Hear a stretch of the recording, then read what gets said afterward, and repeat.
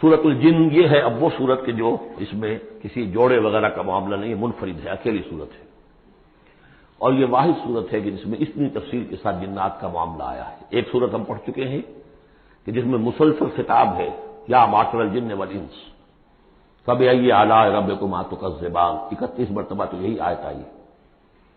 یا یہ صورت ہے کہ جس میں ایکسکلوسیو جو ہے ان کا معاملہ آ رہا ہے۔ یہ بھی ہو سکتا ہے کہ یہ کوئی اور واقعہ ہو، اور یہ بھی ہو سکتا ہے یہ وہی واقعہ جو سورہ احقاف کا ہے، وہ تو جا کر انہوں نے جو کچھ کیا اللہ تعالیٰ نے وہ خبر ہمیں دے دی۔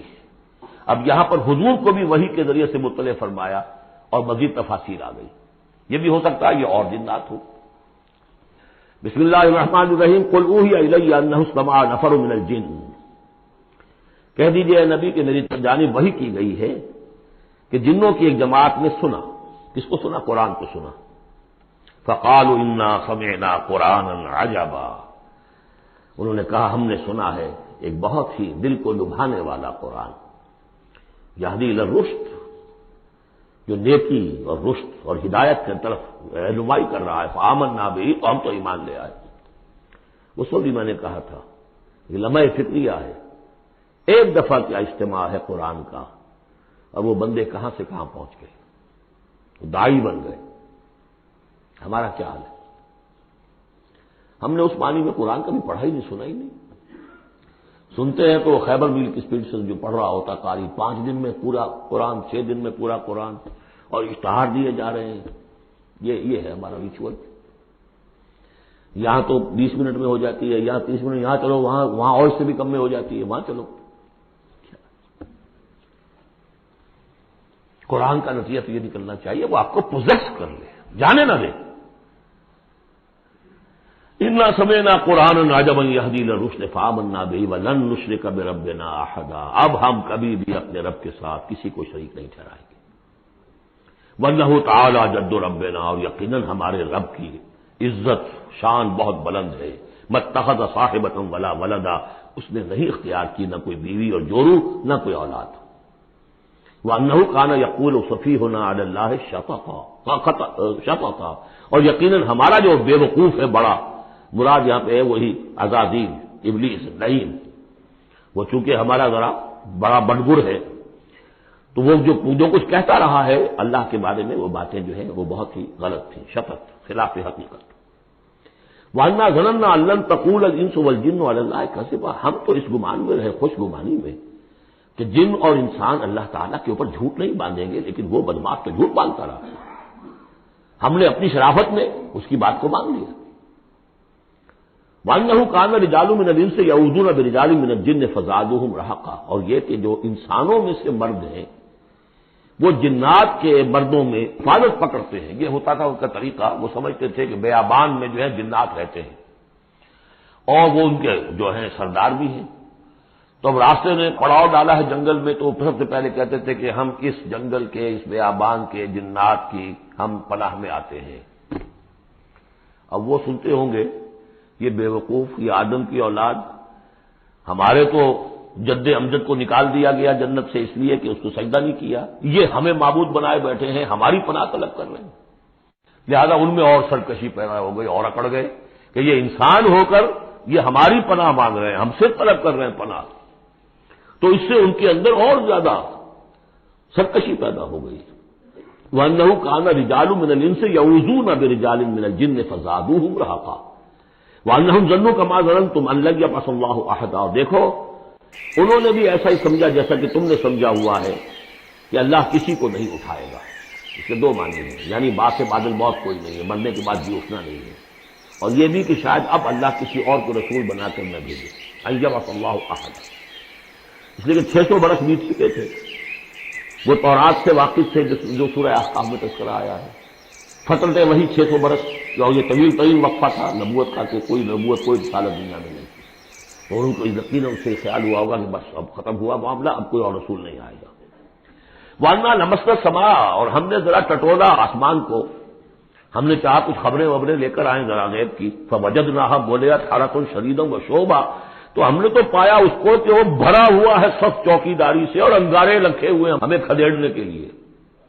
یعنی یہ کہ ہمیں معلوم ہو گیا کہ کوئی واقعی وقت ایسا ہے کہ کیونکہ یہ سارا انتظام خاص طور پر جبکہ وحی نبوت آتی تھی تو اہتمام کر لیا جاتا تھا۔ عام حالات میں کوئی بات نہیں، روح اتر رہے ہیں فرشتے، اور یہ جو ہے یہ آگ سے بنے ہیں، وہ نوری ہیں یہ ناری ہیں، کچھ نہ کچھ ان سے یارانہ گانٹ کے کچھ نہ کچھ ان سے لے لیتے تھے، یا یہ کہ اچک لیا من اس طرح کا سرا قتل، کسی نے کوئی چیز جو ہے کہیں سے لے لی۔ لیکن اب جو ہم نے دیکھا ہے آسمان کو تو واقعی وہاں تو بڑے سخت پہرے لگے ہوئے ہیں، یعنی کوئی نہ کوئی وحی کا سلسلہ ہے اور نبوت آنی ہے، اور وہ نبوت ہمیں تو مل گئی، ہم جا کر سنائے کلام اور ہم ایمان لے آئے۔ وانا نمسنا سوا وجدناها ملئت حرسا شدیدا وشہبا وانا كنا نقعد منها مقاعد للسمع، اور ہم وہاں بیٹھا کرتے تھے، وہاں پہ گھاٹ میں بیٹھا کرتے تھے کچھ سنگل لینے کے لیے، مقاعد مقعد بیٹھنے کی جگہ، مورچہ جہاں پہ بیٹھا جائے، ہم وہاں پر اپنے ٹھکانوں میں بیٹھا کرتے تھے۔ فمن يستمع الان، لیکن اب اگر کسی نے کچھ سننے کی کوشش کی، یجد له شهابا رصدا، وہ پائے گا اپنے واسطے ایک انگارہ گھات میں، میزائل پیچھا کرے گا۔ وَأَنَّا لَا نَدْرِي أَشَرٌّ أُرِيدَ بِمَنْ فِي الْأَرْضِ أَوْ أَرَادَ بِهِمْ رَبُّهُمْ رَشَدًا، معلوم ہوتا بہت بڑے عالم تھے یہ تورات کے جاننے والے، انہوں نے ایسی عظیم بات کہی ہے یہ، ہمیں یہ معلوم نہیں کہ آیا زمین میں بسنے والے ان انسانوں کی کوئی شامت آ گئی ہے یا اللہ نے ان کے لیے کسی بھلائی کا ارادہ کیا ہے۔ رسالت آئے گی تو دو ہی نتیجے ہیں، یا تو کوئی عذاب آنے والا ہے، اس لیے کہ وما كنا معذبین حتی نبعث رسولا، یا تو کوئی بہت بڑے پیمانے پر انسانوں کی شامت آنے والی ہے، جیسے قوم نوح، قوم ہود، قوم صالح کا حشر ہوا تھا، وہ ویسا ہی حشر ہونے والا ہے۔ اللہ نظری ہم نہیں جانتے، اشر ارید بمن فی الارض، زمین والوں کے لیے کسی شر کا فیصلہ کیا گیا ہے، ام اراد بہم ربہم رشدا، یا ان کے لیے ان کے رب نے بھلائی کا خیر کا ارادہ کیا ہے۔ ظاہر بات ہے نبوت اور رسالت محمدی خیر پر منتج ہوئی۔ وَأَنَّا مِنَّا الصَّالِحُونَ وَمِنَّا دُونَ ذَلِكَ، اور دیکھو ہمارے اندر نیک بھی ہیں، جنات نیک بھی رہے ہیں اور دوسری طرح کے بھی ہیں، بد نہیں کہا، یہ ہے حکمت تبلیغ، بروں کو بھی برا نہ کہو، ہاں دوسری قسم کے بھی ہیں، نیک بھی ہے اور دوسری قسم کے بھی ہیں۔ کُنَّا طَرَائِقَ قِدَدًا، ہم تھے مختلف راستوں پر جو کہ ایک دوسرے سے پھٹے ہوئے تھے۔ یہ قددا جو آیا تھا نا، قدت قمیصہ، پھٹ جانا قمیص کا۔ وَأَنَّا ظَنَنَّا أَن لَّن نُعْجِزَ اللَّهَ فِي الْأَرْضِ وَلَن نُعْجِزَهُ هَرَبًا، اور ہم نے یہ جان لیا کہ ہم اللہ کو عاجز نہیں کر سکتے، ہرا نہیں سکتے، نہ زمین میں بھاگ کر، اور ہم کہیں بھاگ کر اور زمین میں اللہ کو شکست نہیں دے سکتے، اس کی پکڑ سے نکل نہیں سکتے۔ وَأَنَّا لَمَّا سَمِعْنَا الْهُدَىٰ آمَنَّا بِهِ، اور ہم نے تو جب وہ ہدایت سنی، الہدا سنا، اس کی استماع ہم نے کیا، ہم تو اس پر ایمان لے آئے۔ فَمَن يُؤْمِن بِرَبِّهِ فَلَا يَخَافُ بَخْسًا وَلَا رَهَقًا، تو جو کوئی بھی ایمان لائے گا اپنے رب پر، کوئی خوف نہیں ہوگا کہ نہ اسے کوئی نقصان دیا جائے گا، نہ اس پر کوئی زبردستی ہوگی، کوئی زیادتی ہوگی، جیسے جیسے ان کے اعمال صالحہ ہیں پورے پورے اللہ تعالیٰ ان کا اجر ان کو دے دے گا۔ وَأَنَّا مِنَّا الْمُسْلِمُونَ وَمِنَّا الْقَاسِطُونَ، اور دیکھو ہمارے اندر وہ بھی ہیں جو فرما بردار ہیں اور وہ بھی ہیں جو بے انصافی کرتے ہیں۔ یہ قسط کے لفظ کے ساتھ سمجھ لیجئے، جب یہ ثلاثی مجرد میں آتا ہے تو قاسط اس میں فاعل بنا، وہ ناانصاف کے معنی میں ہے، یہ باب افعال کے خواص میں سے ہے، سلب ماخذ اس کو کہتے ہیں۔ جب نہیں باب افعال میں آئے گا تو اس کے معنی ہے عدل و انصاف، اور جب ثلاثی مجرد میں آئے گا تو نا انصافی۔ فمن اسلم فاولئک تحروا رشدا، جو لوگ اسلام لے آئے، اطاعت قبول کر لی، تو انہوں نے تو گویا کہ ڈھونڈ نکالی خیر کی راہ، نیکی کی راہ انہوں نے تلاش کر لی۔ وَأَمَّا الْقَاسِطُونَ، اور جو بے انصاف ہے، فَكَانُوا لِجَهَنَّمَ حَطَبًا، وہ لوگ جو ہے پھر جہنم کا ایندھن بن کر رہیں گے۔ یہاں تک ان کی تقریر ہے جو انہوں نے تبلیغ کی ہے۔ جو بات آگے آ رہی ہے یہ خود اللہ کی طرف سے کلام ہے، أَن لَّوِ اسْتَقَامُوا عَلَى الطَّرِيقَةِ لَأَسْقَيْنَاهُم مَّاءً غَدَقًا، اور یہ کہ یہ اگر لوگ اپنے اس طریقے پر جو طریقہ انبیاء کا تھا، جو آدم نے دیا تھا، جو نوح نے دیا تھا، یہ چلتے رہتے تو ہم انہیں خوب پلاتے، پانی بھر بھر کر خوب سیراب کرتے ان کو۔ یہاں لفظ طریقت آیا ہے قرآن میں، شریعت طریقت۔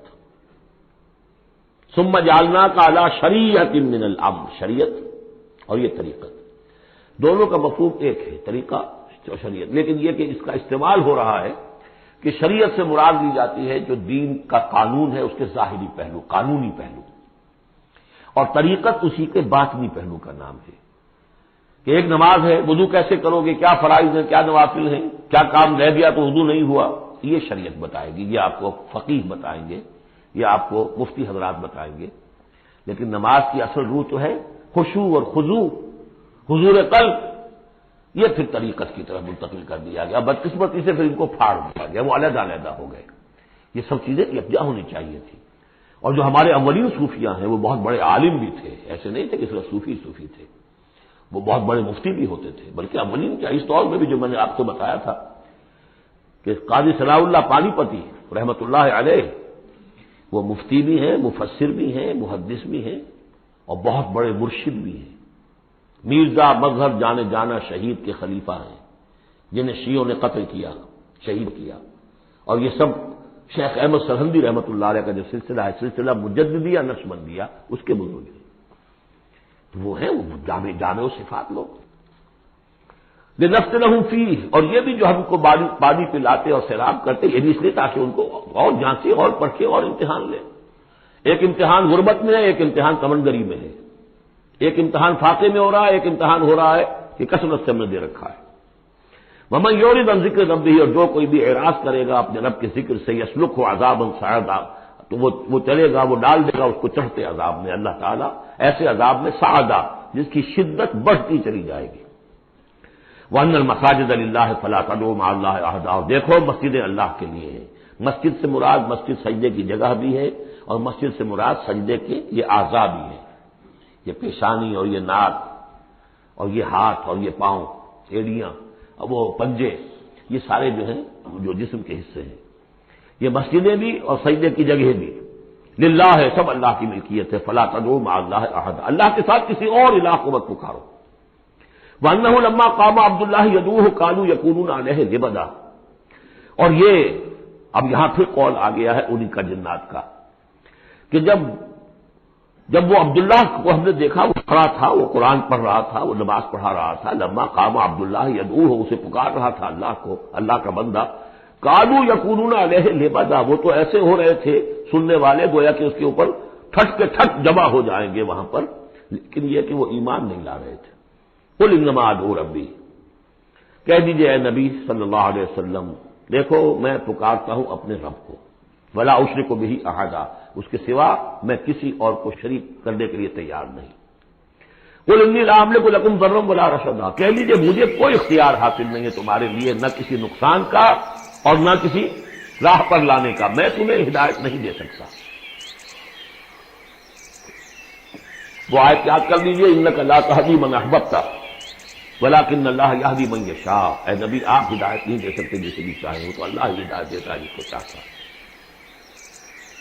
قل انی لن یجیرنی من اللہ احد ولن اجد من دونہ ملتحدا، کہہ دیجئے میں ہرگز نہ پاؤں گا کہ مجھے اللہ کے سوا کوئی پناہ دے سکے. یجیرنی من اللہ احد، اللہ کی پکڑ سے بچانے کے لیے مجھے کوئی پناہ دے سکے میں نہیں پاؤں گا. ولن اجد من دونہ ملتحدا، اور اللہ کے سوا میں کہیں جو ہے کوئی اپنا سر چھپانے کی جگہ نہیں پاؤں گا. الا بلاغا من اللہ ورسالاتہ، الا یہ کہ میں اس کی طرف سے پیغامات اور اس کی طرف سے تبلیغ کا فریضہ سر انجام دوں. اگر میں نے یہ کام نہیں کیا تو میں پکڑا جاؤں گا. فَلَنَسْأَلَنَّ الَّذِينَ أُرْسِلَ إِلَيْهِمْ وَلَنَسْأَلَنَّ الْمُرْسَلِينَ، ہم تو پوچھ کر رہیں گے ان سے بھی جن کی طرف رسولوں کو بھیجا، اور پوچھ کر رہیں گے رسولوں سے بھی. وَمَن يَعْصِ اللَّهَ وَرَسُولَهُ، جو کوئی بھی اللہ اور اس کے رسول کی نافرمانی کرے گا، فَإِنَّ لَهُ نَارَ جَهَنَّمَ خَالِدِينَ فِيهَا أَبَدًا، تو اس کے لیے تو پھر جہنم کی آگ ہے جس میں وہ ہمیشہ ہمیشہ رہے گا. حتیٰ اذا رأوا ما يوعدون، یہاں تک کہ جب وہ دیکھیں گے جس چیز کی انہیں دھمکی دی جا رہی ہے، فَسَيَعْلَمُونَ مَنْ أَضْعَفُ نَاصِرًا وَأَقَلُّ عَدَدًا، اس وقت انہیں معلوم ہو جائے گا کون کمزور ہے مددگاروں کے اعتبار سے اور کون اقلیت میں ہے تعداد کے اعتبار سے. وہ تانے دیتے تھے نا کہ دیکھو محمد تمہارے پاس تو بیٹھے بھی ہوتے ہیں تو ہمارے کمی کاری بڑے لوور طبقات کے لوگ، اور وہ بھی چند ہوتے ہیں، دیکھو جا کے ابو جہل کی محفل بھری ہوئی ہے، بڑے بڑے لوگ بیٹھے ہوئے ہیں وہاں پر. اس وقت معلوم ہو جائے گا من اضعف ناصرا واقل عددا. یہ سورہ مریم میں بہت تفصیل سے یہ مضمون آیا ہے. قل ان ادری اقریب ما توعدون ام یجعل له ربی امدا، کہہ دیجئے نبی مجھے یہ معلوم نہیں ہے آیا جس چیز کا تم سے وعدہ کیا جا رہا ہے، جس چیز کی دھمکی دی جا رہی ہے. وعدہ اور وعید بنیاد ایک ہی اصل میں، اصل الفاظ ایک ہی ہے. وعید دھمکی، وعدہ لیکن حروف اصلی وہی ہے. آیا وہ قریب آ چکی ہے اسے، یا ام یجعل له ربی امدا، یا یہ کہ میرا رب اس کے لیے ابھی کچھ مہلت دے، کوئی تمہاری رسی دراز کرے، یہ میں نہیں جانتا. یہ سورہ انبیاء کے آخر میں بھی آیا تھا قل ندری قریب ام بعید ما توعدون، کہہ دیجیے نبی میں نہیں جانتا کہ جس چیز کا تم سے وعدہ کیا جا رہا ہے وہ قریب آ چکی ہے یا بھی دور ہے۔ عالم الغیب، وہی ہے غیب کا جاننے والا، فلا یظہر علی غیبہ احدا، وہ اپنے غیب پر کسی کو مطلع نہیں کرتا، الا من ارتضی من رسول، سوائے جس کو وہ چاہے اپنے رسولوں میں سے۔ یہ بہت اہم قانون ہے قرآن کا، اور اس میں سارا مسئلہ علم غیب کا حل ہوتا ہے۔ ایک بات تو یہ کہ ہمارے جو بھی بریلوی بھائی ہیں وہ بھی مانتے ہیں، 4 باتیں وہ مانتے ہیں، 3۔ میں نے ایک مرتبہ تحقیق کی تھی بڑی مفصل، جا کر بعد لوگوں سے ملاقات کی، ابھی میں طالب علم تھا۔ کل دیکھیے ہم ثابت مانتے ہیں اس بات کو، نبی کا علم ذاتی نہیں عطائی ہے، اللہ نے جو دیا وہی ہے۔ نبی کا علم قدیم نہیں حادث ہے، پہلے نہیں تھا پھر ہو گیا، اللہ نے دے دیا تو ہو گیا۔ اور نبی کا علم غیر محدود نہیں محدود ہے۔ میں نے کہا یہ 3 باتیں جو شخص مان لے، میرا اس سے اب کوئی جھگڑا نہیں رہا۔ لیکن ہمارے ہاں کچھ لوگوں نے ایک ڈیفینیشن کر لی علم غیب کی، علم غیب وہ ہے جو بغیر کسی کے بتائے خود حاصل ہو جائے۔ اس اعتبار سے تو میرے پاس بھی علم غیب ہے نہیں، یعنی کسی کے پاس کوئی علم ہے ہی نہیں۔ ہمیں دیا اساتذہ نے دیا، حضور کو دیا اللہ نے دیا، جبریل کو دیا اللہ نے دیا، اس معنی میں تو ذاتی علم تو کوئی بھی نہیں مانتا کسی کا، علم تو جانے سے ہوتا ہے۔ البتہ علم غیب کسے کہتے ہیں؟ وہ چیزیں جو ہماری نگاہوں سے چھپا دی گئی ہیں، وہ عالم غیب ہے، جنت ہے، دوزخ ہے، فرشتے ہیں، یہ سب کیا ہے؟ عالم غیب۔ تو نبیوں کو تو کچھ نہ کچھ حصہ اس کا دکھایا جاتا ہے تو نبی بنتے ہیں نا، ورنہ میرے اور نبی میں فرق کیا ہوا پھر؟ اگر میرا بھی علم وہی ہوتا ان السمع والبصر والفؤاد، اور حضور کا بھی علم یہی ہوتا تو فرق کیا ہوا؟